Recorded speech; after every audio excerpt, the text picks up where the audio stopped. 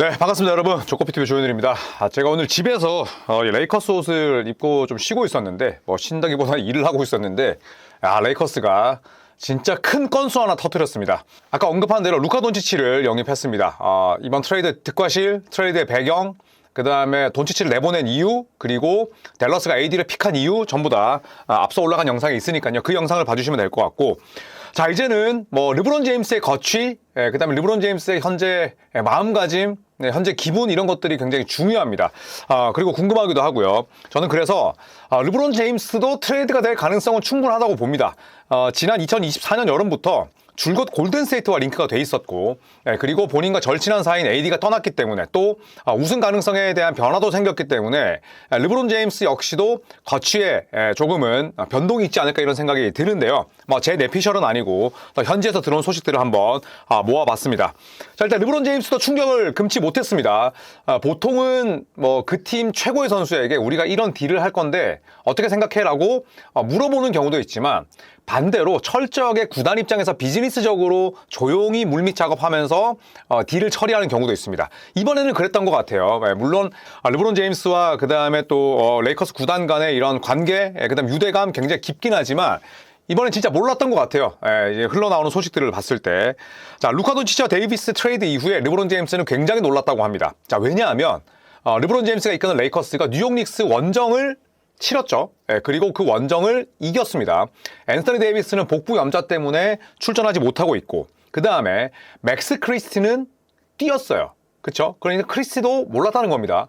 그리고 나서 르브론 제임스가 뉴욕에서 가족과 저녁을 먹던 도중에 이 소식을 알게 됐대요. 그러니까 경기 끝나자마자 가족들을 만나서 함께 시간을 보내는 와중에 이 딜 소식을 들은 거죠. 우리랑 똑같았다는 겁니다. 그렇죠? 우리도 닉스와 레이커스의 경기가 끝나자마자 곧바로 이 딜이 터졌잖아요. 거의 1시간 정도 뒤에. 그래서 르브론 제임스도 정말 정녕 몰랐던 것이고, CBS가 어떤 보도를 했냐면 르브론 제임스가 앤서니 데이비스에게 굉장히 frustrated, 아주 열받고 그 다음에 아주 실망했었다, 이런 보도가 나왔는데, 르브론 제임스가 곧바로 본인이 SNS를 올려서 반박했습니다. 나는 AD에게 실망한 적이 없어, 이렇게 또 정면으로 반박했었는데, 누가 보더라도 르브론 제임스와 앤서니 데이비스는 진짜 브라더후드, 형제가 굉장히 강했습니다.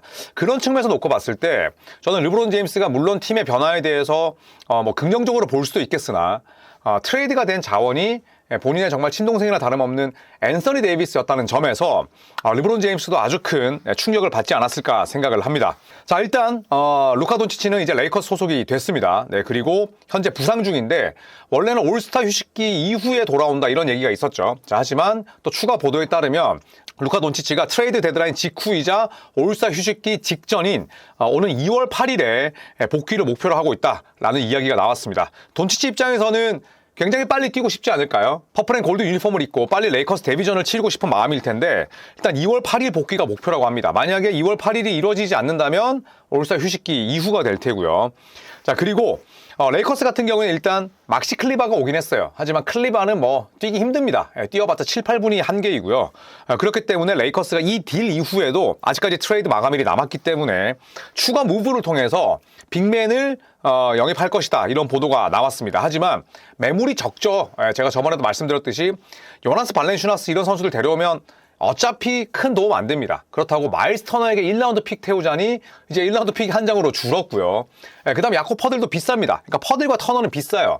그런데 이런 상황에서 부세비치 정도 온다면 굉장히 좋겠습니다만, 그렇다면 또 반대급부로 나가야 되는 자원이 있죠.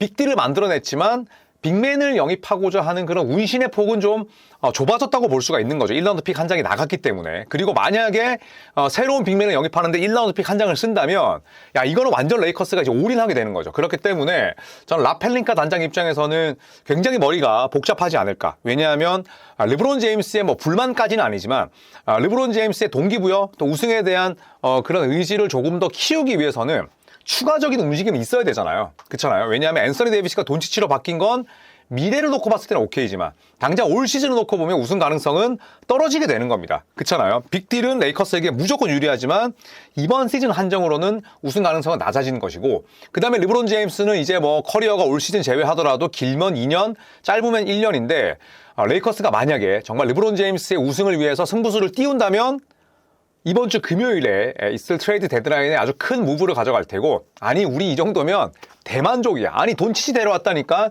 르브론 제임스 우승 가능성이 낮아진 건 어쩔 수 없지만 미래를 보겠어. 그러면 1라운드 픽을 킵하겠죠. 자, 이렇게 됐을 때 르브론 제임스가 선수를 칠 수도 있죠. 예를 들어서 팀이 1라운드 픽을 쓰고 그 다음에 유의미한 그런 자원의 영입을 가져오지 않는다라는 움직임이 느껴진다면 르브론 제임스도 남아있고 싶지 않겠죠. 물론 르브론 제임스는 슈퍼스타치고 팀을 많이 옮기긴 했습니다만 한 번도 트레이드를 요청한 적은 없어요. 이건 이제 르브론 제임스를 저는 조금 더 높게 보는 그런 요인이기도 한데, 항상 본인의 권리를 행사하면서 갔습니다. 그렇잖아요. 항상 FA로 떠난 거잖아요. 내가 이 팀에 어느 피를 띄우고 진짜 못해먹겠네, 트레이드 해주셔, 이렇게 한 적은 없다는 거죠. 뭐 케빈 듀란트나 혹은 뭐 제임스 하든처럼 그랬던 적은 없습니다. 그렇기 때문에 어떻게 보면 선수 생활 말년에 르브론 제임스가 트레이드를 요청할 수도 있지 않을까라는 생각은 듭니다. 왜냐하면 레이커스 구단의 생각, 이제 시기가 얼마 남지 않았고 그 다음에 잘 나갔는데 AD를 떠나보낸 레이커스의 행보에 대해서 살짝 실망할 수도 있죠. 왜냐하면 지금 레이커스가 AD 없이도 잘 버티고 있고 서부 컨퍼런스 줄곧 5위, 6위, 그 다음에 4위까지 노릴 수 있는 상황인데 AD를 내보낸 거잖아요. 그렇다면 르브론 제임스 개인을 놓고 봤을 때, 자기 자신을 놓고 봤을 때는 이 무브가 딱히 마음에 안 들 수도 있는 거죠. 네, 그렇다면 일단 트레이드 거부권을 포기할 수도 있습니다. 흘리는 거죠. 내 측근들, 그 다음 비트라이터, 그 다음에 친한 기자들, 언론들에게 나는 경우에 따라서 트레이드 거부권 포기할 수도 있어. 이렇게 됐을 때 골든스테이트 워리어스처럼 줄곧 르브론 제임스에 대해서 관심이 있는 팀뿐만 아니라 이렇게 되면 수많은 팀들이 달려들 겁니다. 컨텐더 팀들이. 그렇잖아요. 그래서 저는 그럴 가능성도 배제할 수 없다라고 생각을 합니다. 트레이드 거부권이라는 건 간단합니다. 본인의 동의 없이 트레이드는 안 되는 거예요. 그렇기 때문에 본인이 내가 그 트레이드 거부권을 쓰지 않겠다라고 얘기를 한다는 건 들어보자. 그 다음에 구단 측에 니네도 들어봐라. 이렇게 언지를 하는 거랑 마찬가지죠. 그래서 저는 르브론 제임스의 트레이드 거부권이 굉장히 크게 작용을 하지 않을까 생각을 합니다. 자, 그래서 돈치치와도 르브론 제임스는 서로 리스펙하는 사이입니다. 서로 안부를 묻고 가족의 또 안위를 걱정하는 그런 사이이긴 하지만 AD 이적은 르브론 입장에서 큰 충격이고, 다시 한번 말씀드리지만 우승 가능성이 낮아지는 게 사실입니다. 자, 그래서 트레이드 거부권을 공식적으로 포기하는 순간 저는 르브론 제임스가 팀을 옮길 수도 있다고 생각을 하고요. 아니나 다를까 AD와 돈치치의 빅딜 이후에 골든스테이트가 또 후보지로 떠올랐다라는 이야기가 있습니다. 2024년 여름부터 줄곧 루머를 생성했었고요. 르브론 제임스가 골든스테이트로 갈 수 있다라는 그런 컨텐츠를 만들었을 때 굉장히 많은 분들이 다 찌라시다, 억울하다라고 생각을 했지만, 실제로 골든스테이트의 조 레이코 구단주가 레이커스 구단에게 전화를 걸어서 우리 르브론 제임스에 대해서 관심이 있는데 한번 의중을 좀 알아봐 주시겠어요? 그러자 구단주는 바로 리치 폴 에이전트에게 연락을 합니다. 그래서 우리가 골든스테이트 워리어스에게 이런 전화를 받았는데 당신이나 혹은 르브론 제임스의 의중을 알아봐 달라. 그런데 그 중간에서 리치 폴이 끊었어요. 왜냐? 레이커스로 커리가 오는 게 아니라 골든스테이트 워리어스로 르브론 제임스가 간다는 건 본인의 최대 고객 입장에서는 싫은 거지. 그래서 중간 차단했는데, 거기서 드러났던 확실한 정황은 골든스테이트 워리어스가 르브론 제임스에 대해서 엄청나게 관심이 있다는 거죠. 그리고 올 시즌 역시도 꾸준하게 골든스테이트 워리어스는 르브론 제임스에 대한 관심이 있었고 루머가 많이 생성이 됐었습니다. 자, 그렇다면 골든스테이트 워리어스의 상황을 보기 전에 일단 AD와 돈치치의 트레이드가 얼마나 충격적이었냐, 이거부터 봐야겠죠. 여러 가지 설왕설래가 있지만 일단 NBA 역사상 최초의 타이틀을 단 딜이 됐습니다. 뭐냐 하면 바로 직전 시즌에, 그러니까 23-24 시즌에 올 NBA 팀을 받은 2명의 맞교환은 이번이 처음입니다. 그러니까 맞교환은 아니지만 거의 2명이 주요 골자잖아요. 올 NBA 멤버 간 빅딜은 이번이 처음이라고 해요. 그러니까 NBA 역사를 새로 쓴 거죠. 그렇기 때문에 어떤 일이든 일어날 수 있고, 또 골든스테이트 워리어스의 상황을 놓고 보자면 골든스테이트 프런트는 어떤 식으로든 변화가 필요하다는 걸 인지하고 있습니다. 최근 들어서 졸전의 연속이죠. 그 다음에 1라운드 픽을 쓸지 말지 여부에 대해서도 지금 심각하게 논의 중이다. 왜냐하면 이대로 간다면 스테픈 커리가 물론 퍼포먼스가 나쁘긴 하지만 그냥 이대로 간다는 건 커리의 마지막을 그냥 별다른 특색 없이 보내는 것과 마찬가지이기 때문에 구단의 이익, 구단의 가치를 위해서라도 무언가는 해야 된다라는 위기감이 지금 있다고 해요. 그렇기 때문에 르브론 제임스의 골든스테이트설이 아예 허무맹랑한 이야기는 아니고, 그 다음에 이제 브렛 시갈이라는 굉장히 활발하게 NBA 소식을 올려주는 분이 어떤 얘기를 했냐면, 워리어스는 지미 버틀러, 잭 라빈, 니콜라 부세비치 중 하나 혹은 셋 가운데 조합, 그러니까 버틀러 라빈 혹은 버틀러 부세비치 혹은 라빈 부세비치, 이 조합을 트레이드 데드라인 직전인 목요일이나 금요일에 데려올 수 있다. 이렇게 또 예견을 했습니다. 이거는 뭐 한 명의 예측일 뿐이지만 어쨌든 골든스테이트 워리어스가 이번 트레이드 데드라인을 그냥 보내지 않을 것이라는 게 중론이죠. 성적도 애매하고 아니 좋지 않죠. 무언가를 해야겠다는 그런 위기감이 있기 때문에.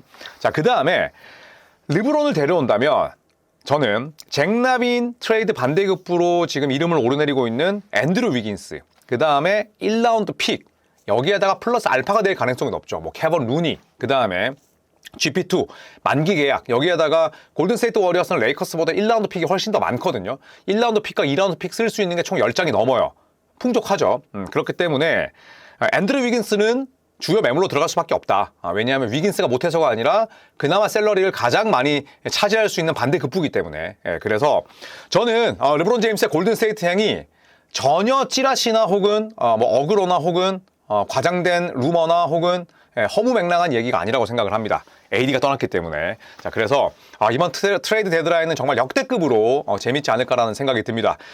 제가 이번 주 목요일에 밤 10시부터 트레이드 라방을 진행할 예정입니다. 7시간 동안 논스톱으로 진행이 되니까 여러분 많은 사랑 부탁드리고, 그 다음에 저희가 이번에 제 6차 하나투어와 함께하는 직관 이벤트 동부 투어를 떠나는데 레이커스 보스턴의 경기를 TD 가든에서 보거든요. 야, 이렇게 되니까 돈치치와 르브론 제임스를 또 원정 유니폼을 입은 두 명의 조합을 볼 수 있게 됐습니다. 물론 르브론 제임스가 떠날 수도 있지만, 자, 그렇기 때문에 또 저희 직관 이벤트에도 많은 관심을 부탁드리도록 하겠습니다.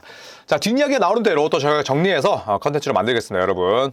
오늘 정말 충격의 연속이었던 일요일 빅딜, 일단 영상 2개로 마무리를 하겠습니다. 내일부터 다시 열심히 달릴게요. 고맙습니다.